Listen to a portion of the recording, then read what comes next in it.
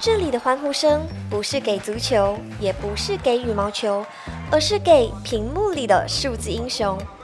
在马来西亚，电竞早已不再是小众的狂欢。它在2023年被政府纳入体育发展法令，隔年更是成为马运会的运动项目。It really takes players, ability to catch up with the game and mentality strong also. I think people in Malaysia start slowly to accept e-sport as their career. Even e-sport is still sport, and I take it as a positive vibe for the kids because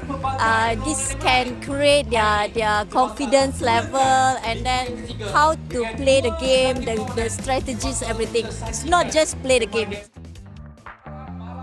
在电竞赛场环绕一圈，不难发现，如今的电竞已然从打游戏演化成了一套环环相扣的职业生态。但要真正理解这个产业的深度，就不能只看选手的指尖操作，而是要从那些不打游戏的人下手。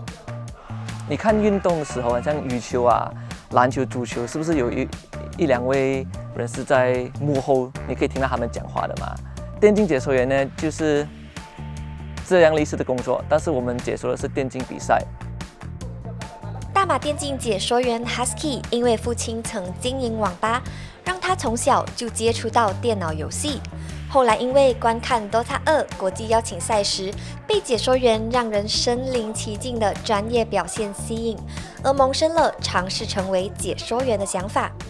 在电竞圈摸爬滚打9年，他见证了行业的爆发，却也始终无法摆脱那种深植于社会的职业偏见。其实我现在还是觉得电竞是一个非常 niche 的一个领域，就很多人其实不懂电竞是什么，或者你跟他们说，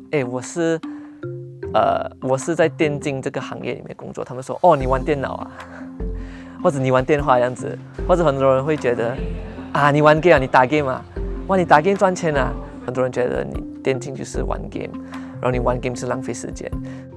这种认知落差不仅存在于局外人，甚至连许多想要入行的年轻人也只看到了金字塔顶端的职业光环，却忽略了幕后近乎残酷的竞争门槛。很多电竞玩家，很多想要成为职业选手的玩家，他们只是想到，如果我能够赢，我就能够赚钱，但是他们没有考虑到，其实要赢是很难的，因为可能外面有几千个人也是想要赢。所以你要如何赢呢？你赢了过后，也不代表你可以再赢下一个比赛，也不代表你赢了这一次，一个职业队就会直接招募你，就完全是没有担保的。Husky 这番话也道出了本地战队经营者求存的难处。不过，维持一支战队成本究竟有多高呢？综合受访者描述，一支职业战队因为人力资源和规模大小会有结构上的差异，有些分工明细，有的需要一人身兼多职。但简单来说，通常会有以下几个核心的角色：负责人或老板需要维持团队的整体运营，包括建设品牌、寻找资金、赞助商。经理则负责战队的日常运作、行政事务、选手管理以及与外部沟通。教练组则需要负责赛训规划，专注于分析以及制定战术方案。一些后勤和管理人员则可能包括领队、赛训管理和负责社交媒体等其他事务的工作人员。至于选手，自然无需赘述。综上所述，维持运作只是起步。如果要打造一支健康可持续的战队，成本考量往往不止于此。所以有些好像心理的问题啊，或者是有一些 outside game 的问题啊，我们就是给我们 performance coach 去 settle 掉它。performance coach 也可以叫做是 sports psychologist， 就是我们会叫我们 player 去找他，或者叫我们的 performance coach 去做一个所谓的 consultation 啊 one-on-one 啊这样子。如果真的有心理问题，我们就在心理上去解决到它。因为假如说电竞这个游戏不只是看 skill， 也是看心理。很多时候可能这个职业队他招募剩5个玩家了，一个教练、招募经理，然后你还要给他们的salary 可能一个玩家 X salary， 然后5个玩家就是乘5，然后你的经理，然后你的教练和你的助教练这样子所以不简单所以很多时候他们是靠赞助这样子但是赞助也不是容易找嘛，因为每个电竞都要找赞助，一个赞助他也只能够 sponsor 这样多个队伍，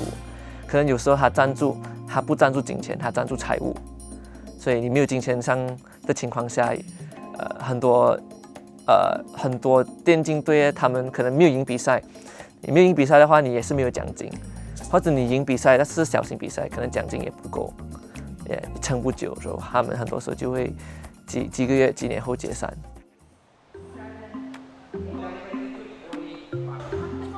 资源匮乏可以亮眼成绩去争取，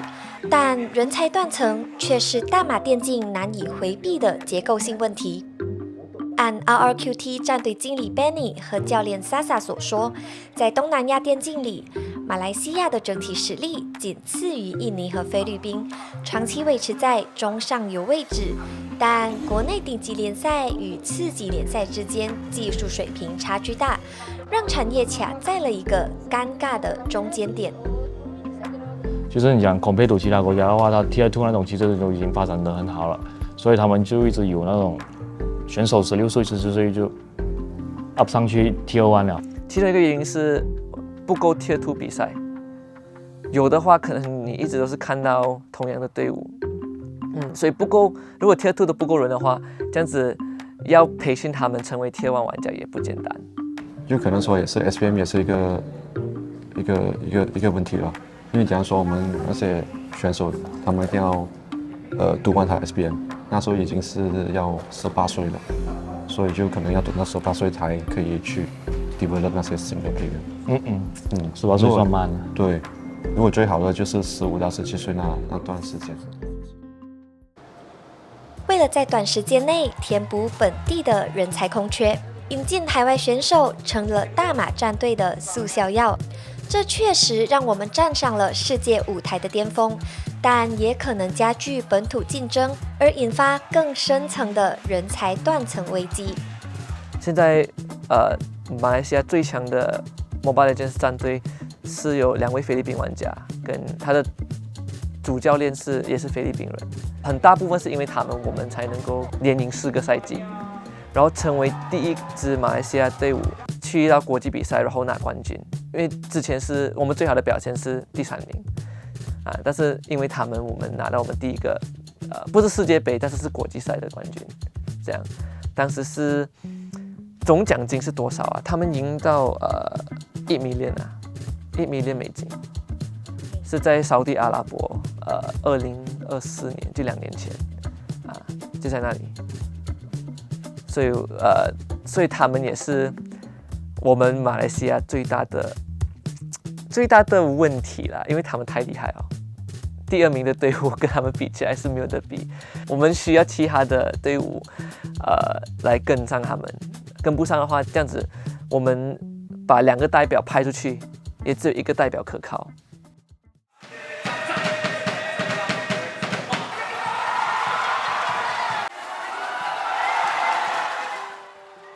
大马电竞目前正处在成年的前夕，但这层从打游戏通往职业化的壳才刚刚开始剥开。如何解决现实挑战，完善青年训练的梯队，再到引导社会观念的彻底转轨，大马电竞的拓荒者们都还在寻找答案。我觉得现在电竞的行业还没有当作是一个 professional 的行业，因为我们讲说要拿那些我们的选手的 visa， 我们外国拿进来，我们没有还有一个 proper 的权利去拿那些 visa， 就不像好像以前那些不像好像普通那些运动员，他们有一个sport visa 这样子，我们这个行业还没有着到那个地步。我真的很想找到下一代，想培训下一代，但是没有下一代。电竞解说员这个路程，你会遇到很多的挑战，找不到工可能你要找工，但是没有人要找你这样子，可能你花了2-3年，你还是完全没有成果这样。如果你能够接受这一点的话，这样子接下来如果我培训你也比较容易一点。至少你可以比较 realistic 啦，有一个比较现实的 expectation。